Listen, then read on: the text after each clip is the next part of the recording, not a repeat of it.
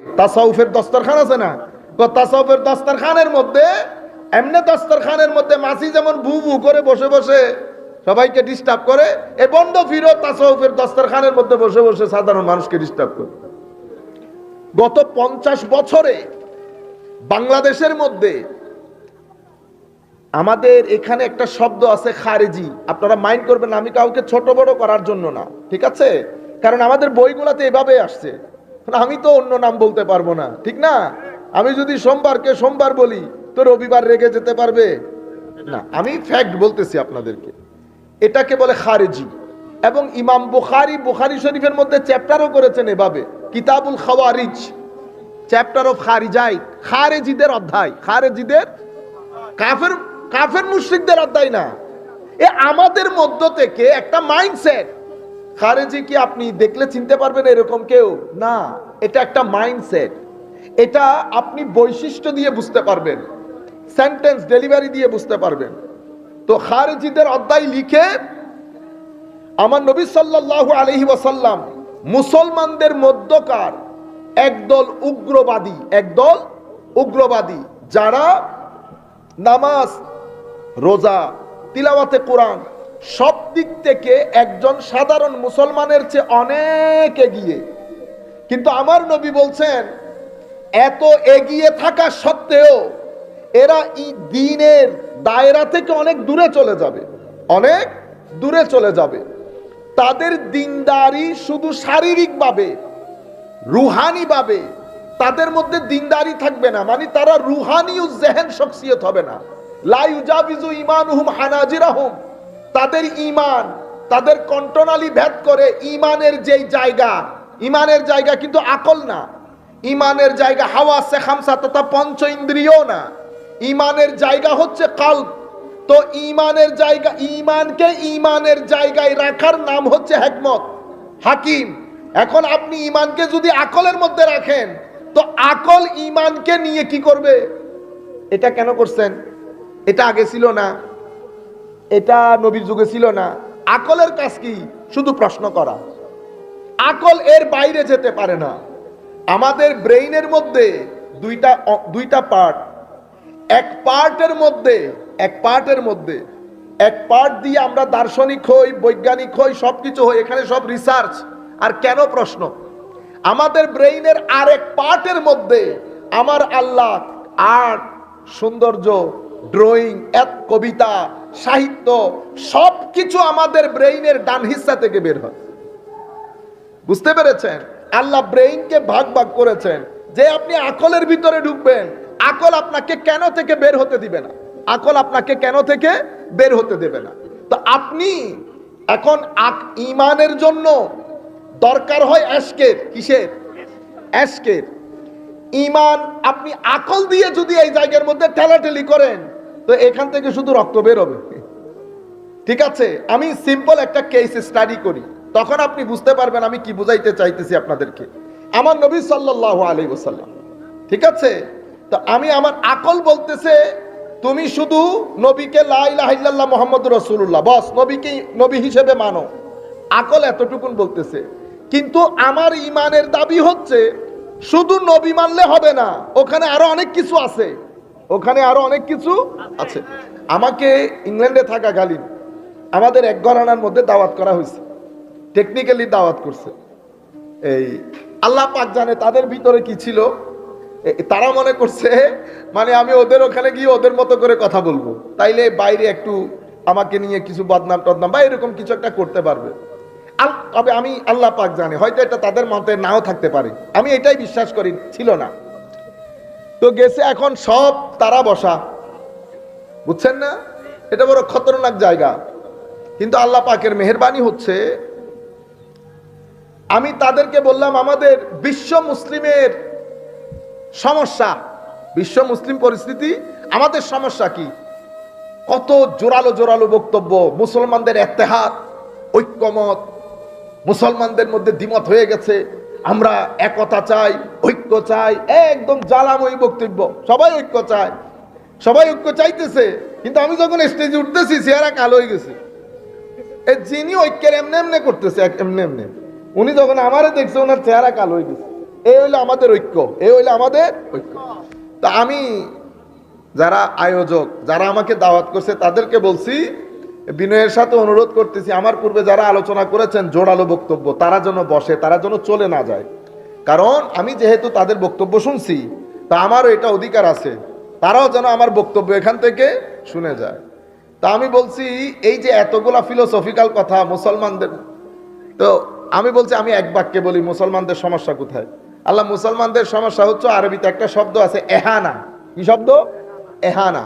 এহানা মানি একজনকে অপমানিত করা, ছোট করা, খাটো করা। একজনকে ছোট করা, খাটো করা, অপমানিত করা, ইংরেজিতে বললে ইনসাল্ট করা, ডিফেম করা, আন্ডার এস্টিমেট করা, ইগনোর করা, অ্যাভয়েড করা, বুঝতে পেরেছেন? ডিসরিগার্ড করা। এটা হচ্ছে উম্মতে মুসলিমার মৌলিক সমস্যা। আর নইলে আমাদের আর কোনো সমস্যা নাই। এখানে বলা হয় মুসলমানরা শত দলে বিভক্ত। কে বলছে মুসলমানরা শত দলে বিভক্ত? কোন দলে বিভক্ত মুসলমানরা? মুসলমানদের 1300 বছরের ইতিহাসে মেইন স্ট্রিম 95% মুসলমান আহলুস সুন্নাত ওয়াল জামাত। মুসলমানদের মধ্যে দ্বিমত থাকলে তো মুসলমানরা 1250-1300 বছর ঘাস কাটছে। 1350 বছর পুরা পৃথিবীর মধ্যে যারা আলো জ্বালিয়েছে, তারা যদি শততা বিভক্ত হইতো আলো জ্বালাইতে পারতো। কিন্তু পৃথিবীকে বুঝা, আমি জিজ্ঞেস করছি ওখানে, বলেন আমাকে মুসলমানরা এখানে ফেরকা হয়েছে, ফেরকা। জামাত আর ফেরকা এক জিনিস না। আপনি এখান থেকে পুকুর থেকে পানি নিয়ে যাচ্ছেন আমার কাকার রিজার্ভ ট্যাঙ্কে, তো পানির মেশিন বসাইছেন, বড় একটা পাইপ দেন নাই, তো পাইপ দিয়ে পানি যাচ্ছে। সব পানি কি রিজার্ভ ট্যাঙ্কে যায়? ছিদ্র দিয়ে কিছু বের হয়ে যায় না? এই ছিদ্র দিয়ে যারা বের হয় এটাকে ফেরকা বলে। এরা 2 জনেরও হয়, 10 জনেরও হয়, 200 জনেরও হয়, 2000 জনেরও হয়। আপনারা বুঝতে পেরেছেন? এখানে একটু বেশি শিয়া, একটু বেশি কারা? শিয়া। খারেজির আগে অস্তিত্ব ছিল না, খারেজিয়ত মরে গিয়েছিল। কিন্তু শেখ ইবনে তাইমিয়ার মাধ্যমে যখন মিডল ইস্টের তেল সংক্রান্ত তেল সম্বলিত রাষ্ট্রগুলা জেগে উঠেছে, সেখানে ইবনে তাইমিয়া জেগে উঠেছে। ইবনে তাইমিয়া তেল সর্বস্ব রাষ্ট্র, অতঃপর টাকা, অতঃপর রিয়াল, সেগুলা দিয়ে এখন খারেজিয়ত বেড়ে যাচ্ছে। নতুবা খারেজিয়ত দাফন হয়ে গেছে, শিয়াইজম, মুতাজিলা দাফন হয়ে গেছে। এখানে বলে শততা বিভক্ত। কোন জায়গার মধ্যে বিভক্তি? উম্মতে মুসলিমা পুরা পৃথিবীর মধ্যে আকীদার ক্ষেত্রে 2 জনকে ইমাম হিসেবে মেনে নিয়েছে। আমি হাসান রাও আছেন, আপনারা যারা আলেম উলামা, বিনয়ের সাথে অনুরোধ করব, আমরা আহলুস সুন্নাত ওয়াল জামাতের ইমামের ক্ষেত্রে 100 বছর পিছনে যাই না। আমরা কখনো মুনাজাতের মধ্যে হুজুর শাইখুল ইসলাম ইমামুল হুদা ওয়াত তুকা ওয়ান নুকা ইমাম আবুল হাসান আশআরি এবং আমাদের ইমাম আবু মনসুর মাতুরিদি রাদিয়াল্লাহু তাআলা আনহু, যারা জমিনের মধ্যে আয়াতুম মিন আয়াতিল্লাহ, আল্লাহর নিদর্শন, মাজহারে নূরে খুদা, যাদের মাধ্যমে আমার নবীর উম্মতকে আল্লাহ রাব্বুল আলামিন ঐক্যবদ্ধ করেছেন, সেই 2 জন ইমামের নাম আজ পর্যন্ত কারো মুখে শুনি নাই। মুনাজাতের মধ্যে নাম পর্যন্ত নেই না। বদদুয়া পড়বে না আমাদের উপর? আপনি আহলুস সুন্নাহ ওয়াল জামাতে বাংলাদেশ কেন্দ্রিক আলেমদের জন্য যখন দোয়া করবেন, আপনি আমাদের, ওনার নাম কি, আবেদ শাহ মুজাদ্দিদি রহমতুল্লাহি আলাইহি, ঠিক আছে না? আমাদের মুফতি আমিমুল ইহসান রাদিয়াল্লাহু তাআলা আনহু, ওনাদের নাম নিতে হবে না? আপনি যদি 90-এর দশক 70-এর দশক পর্যন্ত বসে থাকেন, আপনি যদি এক কেন্দ্রিক হন, হবে আমাদের ইনারা হচ্ছেন আসল ফুটবলার, যাদের মাধ্যমে আহলুস সুন্নাহ ওয়াল জামাতের আকীদা বাংলার ঘরে ঘরে পৌঁছে গেছে। আমি তাদের নাম নিতে হবে না। কিন্তু আফসোসের বিষয় হচ্ছে, এত বড় বড় ইমাম বাকিল্লানির মতো ইমামের নাম আমরা জীবনে নেই না। 22 লক্ষ মুসলমানকে হত্যা করেছে। কয় লক্ষ? 22 লাখ মুসলমানদেরকে হত্যা করেছে। যারা বলিষ্ঠ ভূমিকা পালন করেছে আহলুস সুন্নাহ ওয়াল জামাতের আকীদার প্রচার প্রসারে, ইনারা আমাদের ইমাম না, ইনারা ইমামদের ইমাম। ইমাম দারুকুতনি বাকিল্লানি তখন 17 থেকে 18 বছরের, রাস্তা দিয়ে হেঁটে যাওয়ার সময় সালাম দেয় বাকিল্লানিকে। ছাত্ররা বলতেছে, হুজুর আজিম মুহাদ্দিস ছোট একটা ছেলেকে সালাম দেয়। কবে এটা দেখতে ছোট হলেও ভিতরে সাগর। ভিতরে 18 বছরের ছেলে বলে ভিতরে সাগর। ইমাম বাকিল্লানির মতো। যাই হোক, তো এই দুইজনের নেতৃত্বে কুল কায়নাতের মুসলমান, আমি যদি আপনি আমাকে পার্সেন্টেজ করতে বলেন, 95% উপরে আহলুস সুন্নাহ ওয়াল জামাতের পতাকার নিচে এই দুই ইমামের নেতৃত্বে একতাবদ্ধ হয়েছে। তো বাকি 5 ভাগ বের হয়ে গেছে। তো আপনি বলবেন মুসলমানরা শততা বিভক্ত। 5 ভাগ বের হয়ে গেলে শততা বিভক্ত হয়? ও, পানি বের হয়ে গেছে না? কিন্তু আমার কাকা তো আধা ঘন্টা পরে মেশিন বন্ধ করে দিছে। কেন? কারণ রিজার্ভ ট্যাঙ্কি তো পুরাই গেছে। ওই ছিদ্র দিয়ে যে এত পানি বের হয়ে গেল, কোনো বরকত হয়েছে? পানি তো পানির জায়গায় পৌঁছে গেছে। এটাকে বলে মেইন স্ট্রিম। ইংরেজিতে আমরা কি বলি? মেইন স্ট্রিম, পানির মূল স্রোত।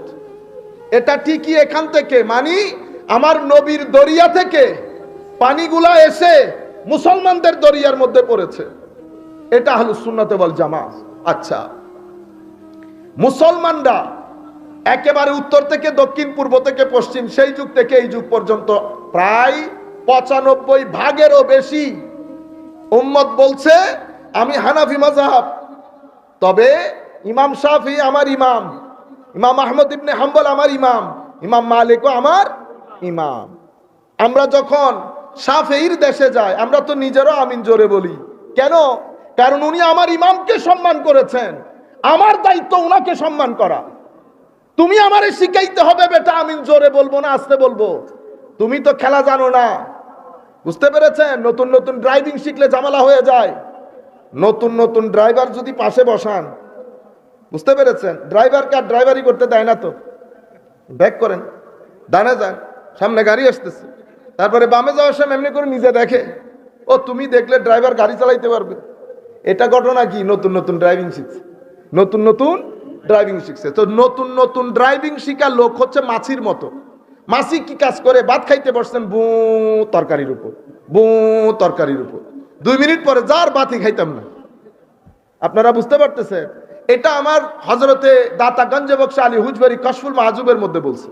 তো এই মাছি বন্ড পীর আর মাছি এক, বন্ড পীর আর মাছি এক। কি? এই বন্ড তাসাউফের দস্তরখানকে, তাসাউফের দস্তরখান আছে না, তাসাউফের দস্তরখানের মধ্যে, এমনি দস্তরখানের মধ্যে মাছি যেমন ভু ভু করে বসে বসে সবাইকে ডিস্টার্ব করে, এই বন্ড পীরও তাসাউফের দস্তরখানের মধ্যে বসে বসে সাধারণ মানুষকে ডিস্টার্ব করে।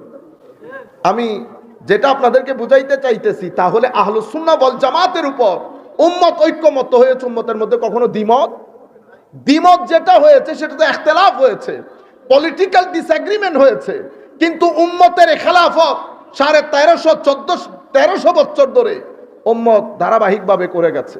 হ্যাঁ, উম্মতের কপালের মধ্যে শনির দশা লেগেছে। উম্মত যখন লোভী হয়েছে, উম্মত যখন পারস্পরিকভাবে মারামারি করেছে, আল্লাহ তাতারিদেরকে, মঙ্গলদেরকে উম্মতের উপর চাপাই দিছে। 22 লক্ষ মুসলমানকে হত্যা করেছে। কয় লক্ষ? 22 লাখ মুসলমানদেরকে হত্যা করেছে। উম্মতে মুসলিমার প্রায় 65%, 65% কিতাবাদি নদীর মধ্যে ফেলে দিয়েছে। কারণ তারা জানতো মুসলমানদেরকে ভাঙতে হলে কিতাব ফেলে দিতে হবে, আগে বই ফেলে দিতে হবে। আল্লাহ পাক জানে বিজ্ঞানের, দর্শনের, হাদিসের, তাফসীরের কত বড় বড় কিতাব দরিয়ার মধ্যে ফেলে দিয়েছে। আমরা উলামায়ে কেরাম এখনো জানি উসুলুল ফিকহের মধ্যে প্রথম কিতাব ইমাম শাফিঈর। ঘটনা কিন্তু সেরকম না। উসুলুল ফিকহের প্রথম কিতাবও ইমামে আজম আবু হানিফার।